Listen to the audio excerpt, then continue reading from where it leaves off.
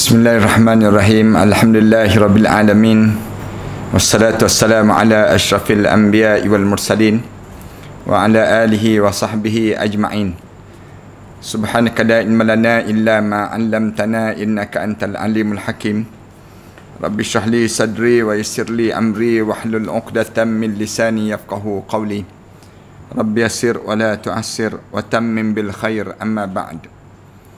Para penonton dan sahabat-sahabat yang setia menunggu saat yang sebegini, pertamanya marilah sama-sama kita mengaturkan rasa syukur yang tak terhingga kepada Allah di atas nikmat di mana kita diberi lagi peluang oleh Allah untuk kita belajar tentang satu suasana yang kita akan sampai sekejap lagi dalam hidup kita, yang disebut dengan kita akan hidup di alam barzah.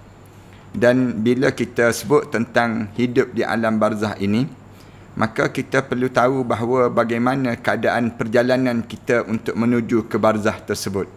Berdasar pada hadis-hadis Rasulullah sallallahu alaihi wasallam, supaya kita ni bila masuk dalam kubur nanti, kita tidak rasa yang disebut dengan penyesalan-penyesalan yang datang pada diri kita, kerana ketidakbersiapnya kita untuk menuju ke sana tadi. Tak bersiap ni maksudnya dalam hidup kita ni, kadang-kadang dalam hidup kita ni kita tak bersedia dengan amalan-amalan dan kita tidak menyiapkan pada diri kita bekalan-bekalan untuk kita sampai di sana. Para penonton sekalian, saya nak sebut dan saya masih lagi membicarakan tentang hadis-hadis yang cerita tentang mengenai keadaan yang demikian. Pada malam ni saya nak sebut tentang hadis Abu Rafi' yang di antara lain diriwayatkan oleh At-Tabrani dan juga Abu Naim dalam Dalail Nubuwah. Cerita pada kita, dia menuturkan bahawa Rasulullah sallallahu alaihi wasallam pernah melintasi suatu kubur. Kemudian beliau, bila Rasulullah sallallahu alaihi wasallam lalu satu kubur itu, Rasulullah sallallahu alaihi wasallam sebut celaka, celaka, celaka. 3 kali Rasulullah sebut demikian. Celaka, celaka, celaka.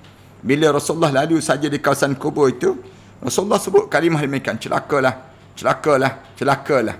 Bila Rasulullah lalu kawasan kubur, lalu ditanyakan pada Rasulullah, "Ya Rasulullah, demi ayah dan ibu aku, tidak ada seorang pun yang bersama dengan kamu kecuali aku." Diceritakan demikian. Bila dia sebut saja begitu, dia kata, "Tak ada orang dengan kamu ya Rasulullah kecuali aku saja yang sama dengan kamu." "Apakah kerana diri aku kamu berkata seperti itu ya Rasulullah?" Sahabat ni tanya balik Rasulullah, "Kenapa Rasulullah kamu tiba-tiba sebut celaka, celaka, celaka ni? Apa maksud ya Rasulullah?" Disebut demikian. Lalu Rasulullah menjawab, "Aku tidak bermaksud pada kamu." Rasulullah sebut demikian. "Tapi aku mengatakan itu kerana penghuni kubur itu ditanya mengenai diri aku, namun dia merasa ragu-ragu terhadap diriku." Rasulullah sallallahu alaihi wasallam sebut demikian. Rasulullah kata, "Aku tak sebut pada diri aku," katanya Rasul, "aku tak sebut pada kamu, tapi aku sebut pada orang dalam kubur tu. Dia ditanya tentang diri aku, namun dia rasa ragu-ragu terhadap diri aku. Nak jawab tu tak boleh. Bila berada di dalam kubur, bila masuk dalam kubur, pertanyaan yang di antara yang ditanya awal-awal bila masuk dalam kubur, ditanya tentang Rasulullah sallallahu alaihi wasallam. Sejauh mana, sekuat mana, seupaya mana kita dengan Rasulullah sallallahu alaihi wasallam. Ni dipanggil waktu mana kita hidup atas dunia ni, kita kena pastikan pada diri kita, di antara perkara yang kita kena jaga sangat pada diri kita ialah jaganya hubungan kita dengan Rasulullah sallallahu alaihi wasallam. Orang kita kan dalam hidup ni jaga hubungan dengan orang tu, jaga hubungan dengan orang ni, tapi hubungan dia dengan Rasulullah sallallahu alaihi wasallam dia tak jaga. Yang ni yang menyebabkan bila dia masuk dalam kubur, tiba-tiba ditanya tentang Rasulullah sallallahu alaihi wasallam, dia tak boleh jawab tentang Rasulullah sallallahu alaihi wasallam. Yang ni yang bahaya. Lalu menyebabkan Rasulullah kata, ada orang dalam kubur tu, bila ditanya, aku dengar dia ditanya tentang aku, tiba-tiba aku dengar dia ditanya tentang aku, dia tak boleh jawab tentang dia aku ni." Masih daripada Abu Rafi' lagi. Dia meriwayatkan, ketika aku sedang bersama dengan Rasulullah sallallahu alaihi wasallam berada di Baqi' Al-Gharqa, aku duduk di perkuburan Baqi'. Rasulullah sallallahu alaihi wasallam dia bina perkuburan ni dekat dengan perkuburan di perkuburan dekat dengan Masjid Nabawi, dipanggil perkuburan Baqi' al-Gharqa. Katanya Abu Rafi', sementara aku berjalan di belakang Rasulullah, aku tengah berjalan di belakang Rasulullah, tiba-tiba baginda bersabda, kamu tidak dibenarkan, kamu tidak diberi petunjuk dan tidak mendapat petunjuk.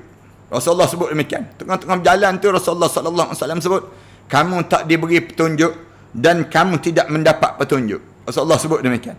Kemudian aku tanya kepada Rasulullah, ya Rasulullah, apa yang menyebabkan kamu sebut demikian ya Rasulullah? Dengan aku pula tu ya Rasulullah, kamu sebut mengapa ni ya Rasulullah? Rasulullah jawab, bukan aku sebut pada kamu, aku maksudkan pada kamu, tetapi yang aku maksudkan adalah penghuni kubur ini. Rasulullah sebut demikian. Aku tak maksudkan kamu, tapi aku maksudkan orang dalam kubur ni, kata Rasulullah. Dia ditanya tentang diaku, tetapi dia mengaku tidak mengetahui siapa diaku. Allahu Akbar. Hidup zaman Rasulullah, mati di zaman Rasulullah, tiba-tiba tak boleh jawab tentang Rasulullah. Kita ni jangan begitu para sekalian. Walaupun kita ni tidak hidup zaman Rasulullah, tapi waktu mana kita masuk dalam kubur, boleh jawab tentang Rasulullah sallallahu alaihi wasallam. Jangan sampai tak boleh jawab tentang Rasulullah. Ternyata ada sebuah kubur yang di atasnya tersiram air ketika penghuninya dikuburkan. Rasulullah sallallahu alaihi wasallam, bila Rasulullah sebut begitu, ternyata di atas sebuah kubur tu ada di atasnya tersiram air ketika penghuninya dikuburkan. Maksudnya baru lagi masuk dalam kubur, tiba-tiba Rasulullah dengar dia sedang disoal tentang mengenai bagaimana keadaan dia waktu mana dia atas dunia, dihidup bersama dengan siapa waktu mana hidup atas dunia ini sendiri. Allahu Akbar pada kita. Sesungguhnya jika seorang mukmin meninggal, dia akan didudukkan dalam kubur dia.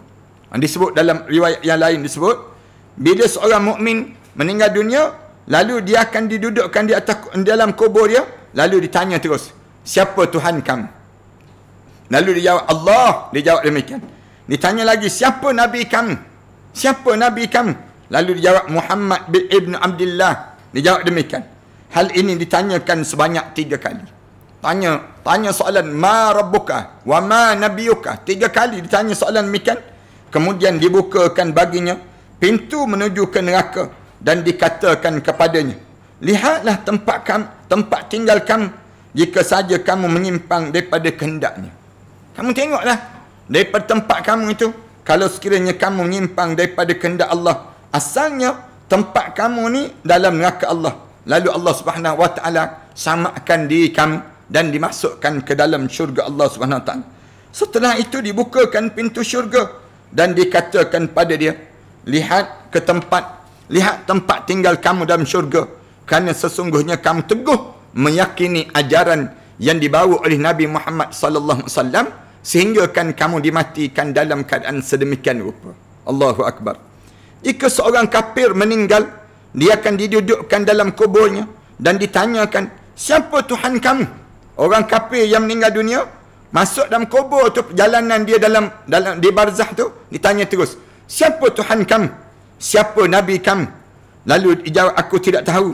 Aku memang pernah mendengar orang yang mengatakan sesuatu, jawabnya. Lalu dikatakan pada dia, kamu benar-benar tak tahu? Kamu benar-benar tak tahu?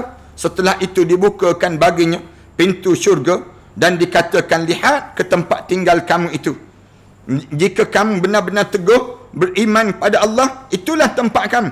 Lalu dibukakan baginya pintu neraka dan dikatakan, lihat tempat kamu, kerana kamu telah menyimpang daripada ajaran agama Allah. Demikianlah makna firman Allah, yusabbitullahu alladhina amanu bil qawli thabit.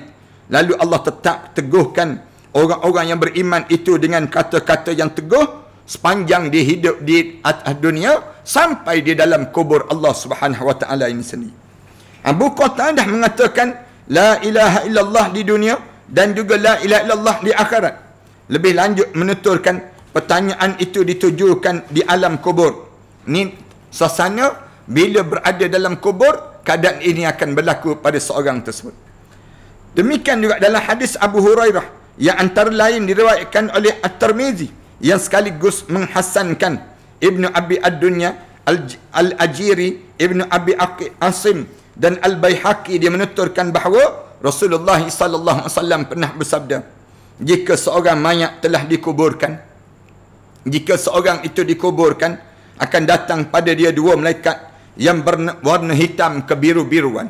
Warna hitam kebiru-biruan. Ni macam warna jubah ni. Yang akan datang di saat mana dalam kubur nanti. Yang satu bernama Munkar dan lain yang bernama Nakir. Keduanya akan tanya, bagaimana pengakuan kamu mengenai orang ni? Man hadar rajul? Siapa lelaki ni dalam hidup kamu? Dua malaikat ni akan tanya terus. Dia menjawab, dia adalah hamba Allah sekaligus Rasulullah. Orang mukmin dia akan jawab. Dia akan jawab terus, ni hamba Allah dan juga Rasulullah. Aku bersaksi bahawa tidak ada Tuhan kecuali Allah dan Muhammad adalah hamba sekaligus Rasulullah. Lebih lanjut mereka berdua mengatakan, kami tahu bahawa kamu akan mengatakan hal itu. Malaikat Munkar kata, agak dah. Mesti jawab macam ni. Mesti jawab macam ni. Lalu dilapangkan baginya kuburnya seluas 70 depa kali 70 depa. 70 hasta kali 70 hasta kubur orang mukmin ini. Kemudian dipancarkan sinar di dalamnya dan dikatakan, tidurlah di tempat yang lena ini. Si mayat itu berkata, pulangkan aku kepada keluargaku. Aku ingin memberitahu mereka tentang keadaan ini. Lalu dijawab, tak perlu lagi. Tak perlu lagi, tidur saja kamu. Seperti tidur sepasang pengantin yang mula tidur di malam tamu mereka di alam barzakh itu sendiri. Hal itu berlangsung hingga Allah membangkitkan daripada tidurnya tersebut. Dia rasa lena dia pada saat malam tamu di dalam kubur tu bagaikan malam pengantin baru, terjaga hari kiamat. Allahu Akbar. Bagi setiap mereka yang baru meninggal dunia ini sendiri keadaan yang berlaku pada mereka. Berdoa mudah-mudahan Allah jadikan kita lah nikmat yang sebegini. Nikmat orang mukmin. Bila masuk dalam kubur, kubur ni menjadi taman pada taman-taman syurga. Bukan menjadi kawah kepada kawah neraka. Jika mayat itu seorang munafik, katakanlah yang mati ni orang munafik. Masuk dalam kubur ni orang munafik. Lalu dalam keadaan dia mati, dia akan menjawab. Bila ditanya, apa pandangan kamu terhadap orang ni? Lalu dia akan jawab, aku pernah mendengar orang yang bercakap sesuatu sehingga aku pun melakukan hal yang sama. Aku tidak tahu. Dia jawab demikian. Dia jawab terus. Kalau ditanya, ni siapa ni pada kamu ni? Ni orang yang kamu nampak dalam kubur ni. Ni siapa pada diri kamu? Dia kata, aku pernah dengar tentang orang ni. Aku nak jawab macam orang ramai jawab lah. Aku tak boleh nak jawab. Cara sempurna aku tak boleh jawab. Ni orang munafik. Lalu malaikat akan jawab pada dia. Malaikat jawab, kami sudah agak dah. Kamu akan mengatakan hal keadaan demikian. Boleh agak dah. Mulut kamu akan jawab demikian. Kemudian dikatakan pada bumi, himpitlah orang tersebut. Himpitlah dia. Bumi lalu menghimpit dirinya sehingga tulang rusuk orang itu tercerai-berai dan dia masih terus terseksa hingga Allah membangkitkannya daripada tempat tersebut. Hingga Allah membangkitkan dia daripada tempat yang demikian.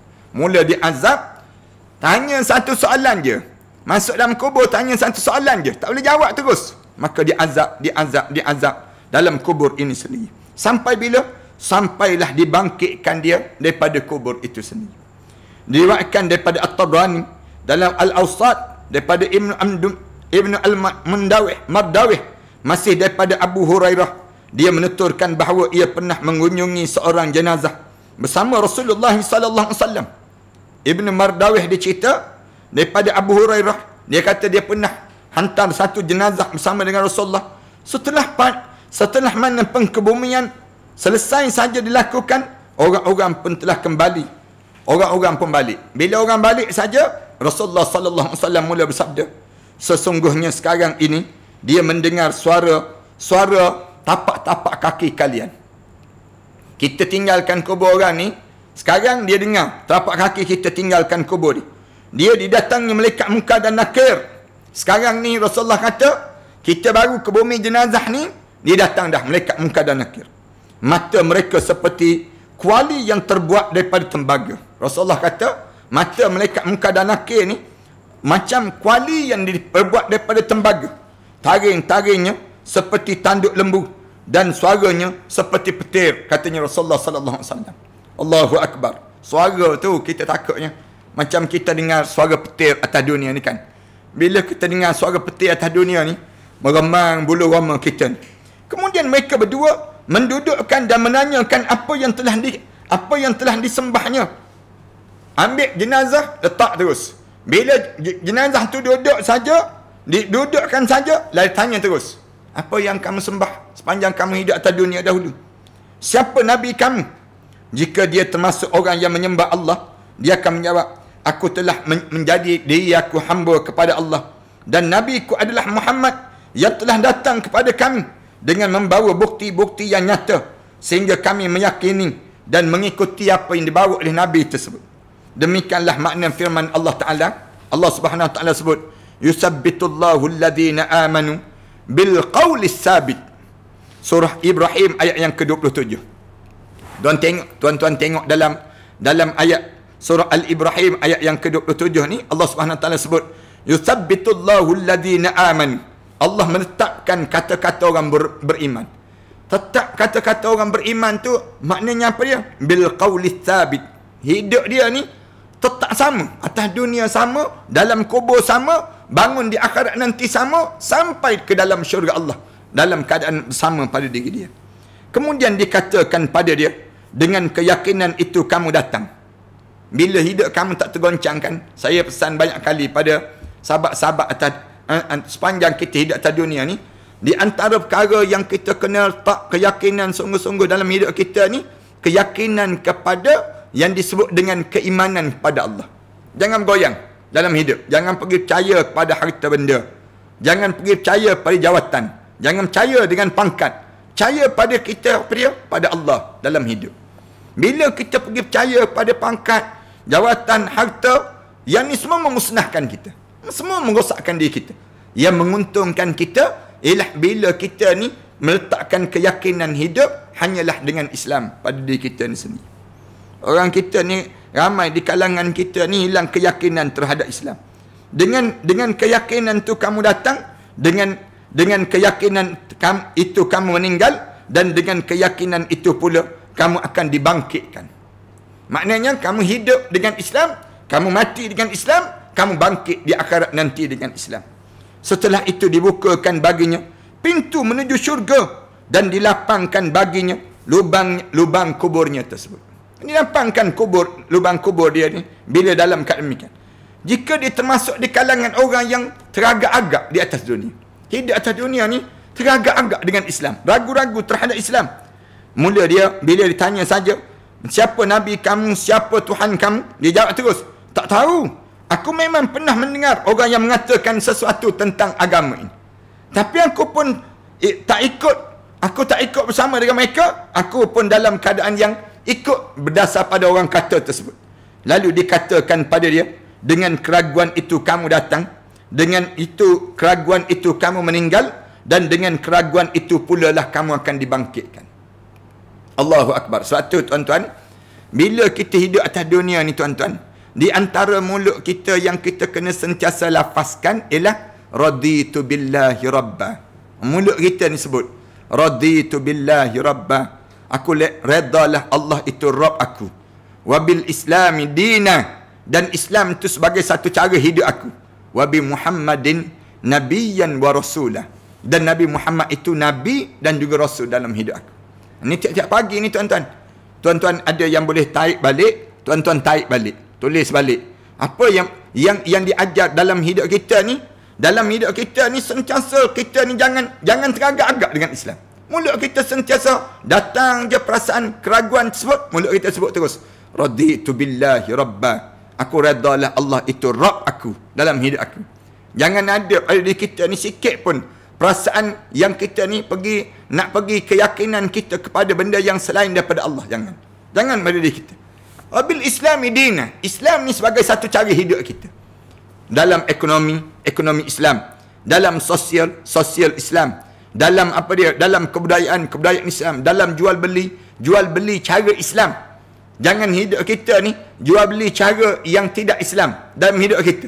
Kemudian dalam bermuamalah cara Islam. Segala benda yang kita buat semua dengan Islam. Dan hujung tu wabi Muhammadin nabiyyan wa rasulah. Dan Nabi Muhammad itu Nabi dan juga Rasul dalam kehidupan kita ni. Orang kita ni kan, ramai di kalangan kita ni cepat terpengaruh. Kena benda sikit je terpengaruh terus di kalangan kita. Orang kita ni datang sikit benda-benda yang menimbulkan keraguan, mempengaruhi kehidupan kita. Ini mula menimbulkan syak, wasangka di kalangan kita ni. Syak-syak ni datang yang menyebabkan bila syak-syak begitu, kita bawa syak tersebut sampai dalam lubang kubur, sampai di padang mahsyar Allah. Menyebabkan kita rugi dalam kehidupan kita, rosak di kalangan kita. Kemudian dibukakan baginya pintu ke neraka, dan dibelik pada dirinya kala jengking dan ular, yang jika salah satunya menyembur nafas dia di dunia, ular tu kalau belik dia dan menyembur nafas dia tersebut, tidak akan tumbuh tumbuhan di atas muka bumi ini. Kalau tersembur sekali je, Rasulullah sebut gambaran pada binatang yang disebut dalam kubur ni, bila sembur saja sekali tersebut, tak akan tumbuh tumbuhan di atas muka bumi ini. Semuanya menggigit dirinya. Lalu bumi ini diperintahkan untuk menghimpitnya hingga tulang rusuknya bercerai-berai pada diri dia tersebut. Allahu Akbar.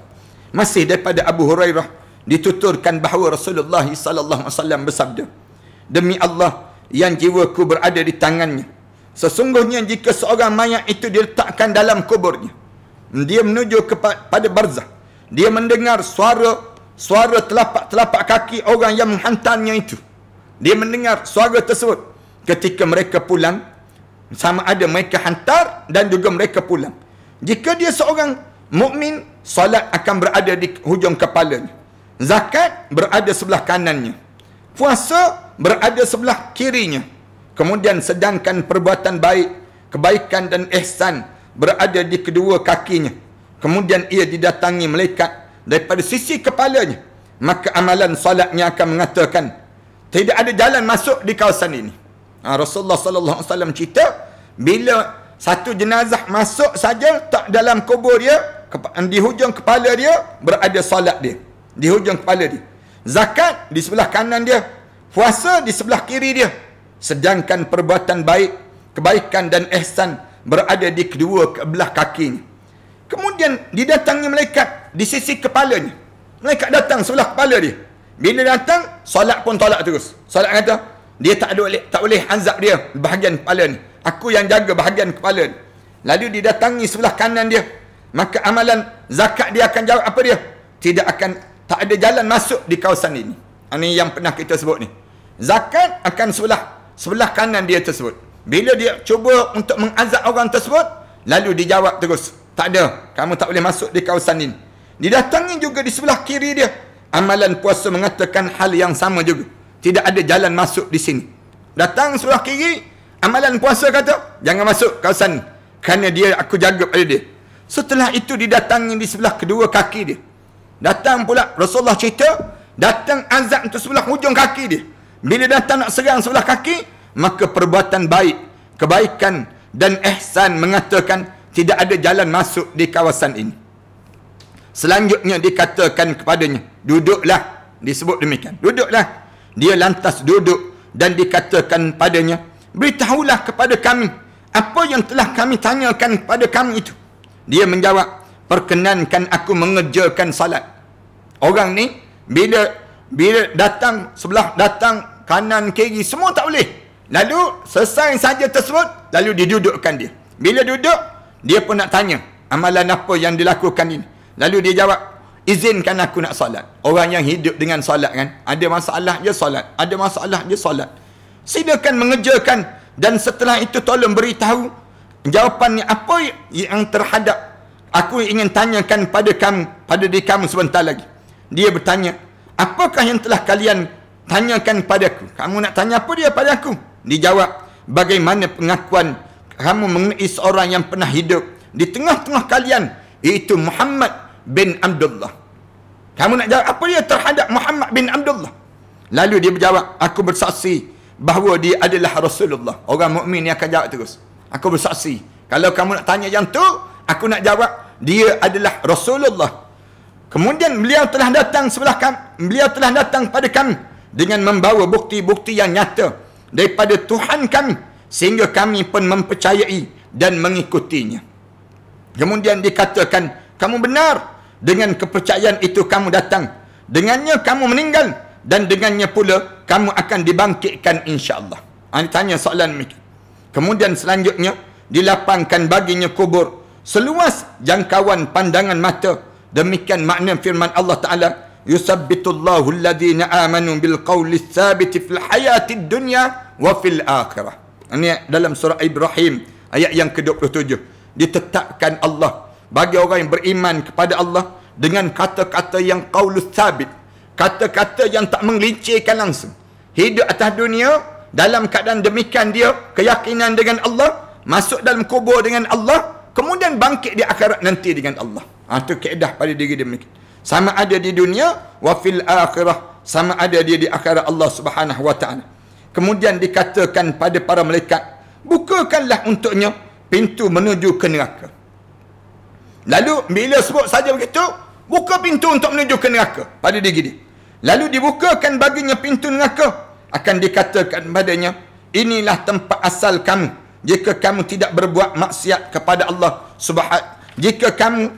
Jika kamu berbuat maksiat pada Allah sewaktu mana kamu hidup di atas dunia, dia pun semakin berbahagia. Lebih lanjut dikatakan pada malaikat, bukakanlah pintu untuknya ke syurga. Pintu syurga. Lantas dibukakan baginya pintu syurga dan dikatakan padanya, inilah tempat tinggal kamu dan apa yang telah dijanjikan oleh Allah kepada kamu. Mendengar itu, kebahagiaan dia pun semakin bertambah dan keyakinan dia kepada Allah Subhanahu wa taala dalam kehidupan mereka tersebut. Ini di antara yang dilakukan waktu mana kita berada. Selanjutnya jasadnya dikembalikan menjadi tanah seperti awal penciptaannya, sedangkan rohnya diterbangkan di udara yang baik, berbentuk burung berwarna hijau yang hinggap di pohon di syurga Allah Subhanahu wa taala. Sementara orang kafir di dalam kuburnya akan didatangi daripada sisi kepala dia, namun tidak terdapat sesuatu pun padanya. Bila datang sebelah kepala, tak ada penghalang untuk nak sampai di kepala dia. Didatangi daripada sisi kedua kakinya, tidak ada dapati sesuatu apa pun. Dia didudukkan dalam keadaan ketakutan dan tidak rasa tenang padanya. Lalu dikatakan, bagaimana pengakuan kamu mengenai orang yang pernah hidup di tengah-tengah kalian ini, dan apa pula kesaksian mengenai dirinya? Dia tidak mengenali namanya. Lalu dikatakan, Muhammad namanya. Selanjutnya dia mengatakan, aku memang pernah mendengar orang yang mengatakan sesuatu, sehingga aku pun mengatakan apa yang mereka katakan tersebut. Tak boleh jawab. Bila masuk dalam kubur, orang kafir ke orang munafik ke, tak boleh jawab.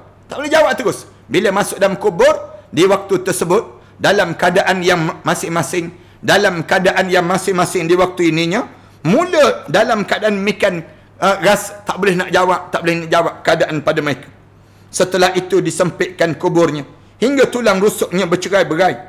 Demikian makna firman Allah, wa man a'rada an zikri fa inna lahu ma'isyatan danka. Siapa yang berpaling daripada peringatan aku, maka sungguhnya aku jadikan jalan hidup dia di hadapan nanti semakin sempit.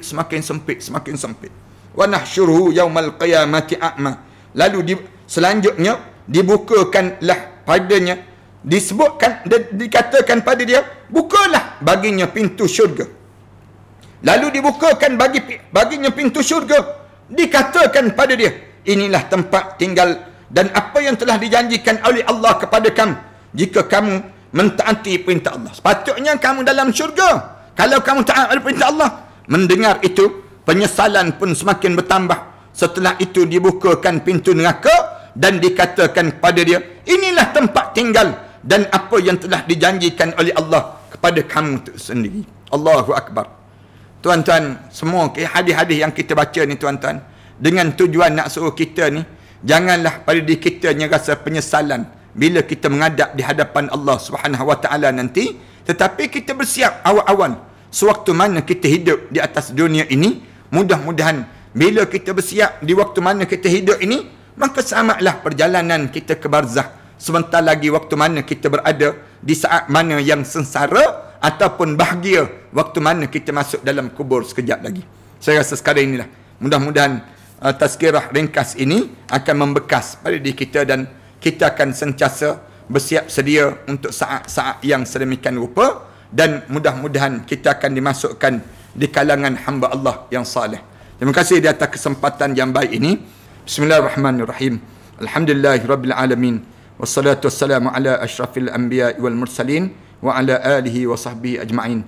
Rabbana iftah bainana wa baina qaumina bil haqq wa anta khairul fatihin. Rabbana zalamna anfusana wa illam taghfir lana wa tarhamna lanakuna minal khasirin. Rabbana wa tub alaina innaka antat tawwabur rahim. Rabbana ij'alna muqimas salah wa min dzurriyyatina rabbana wa taqabbal du'a. Ya Allah, ya Tuhan kami, anugerahkan pada kami malam Lailatul Qadar, ya Allah. Anugerahkan kami di saat mana malam Lailatul Qadar itu keampunan kamu kepada kami, ya Allah. Kami pohon pada kamu, ya Allah, agar kamu sembuhkan sesembuh-sembuhnya kami ini daripada COVID-19 itu, ya Allah. Ya Allah, ya Tuhan kami pohon pada kamu, ya Allah, dengan apa yang pernah dipohon oleh Nabi kami Muhammad sallallahu alaihi wasallam. Jauhkanlah kami, ya Allah, daripada apa yang diminta dijauhi oleh Nabi kami Muhammad sallallahu alaihi wasallam. Rabbana 'alaika tawakkalna wa ilaika anabna wa ilaikal masir. Rabbana atina fid dunya hasanah wa fil akhirati hasanah wa qina adzaban nar. Sallallahu ala Muhammad wa ala alihi wa sahbihi wasallam. Alhamdulillahirabbil alamin.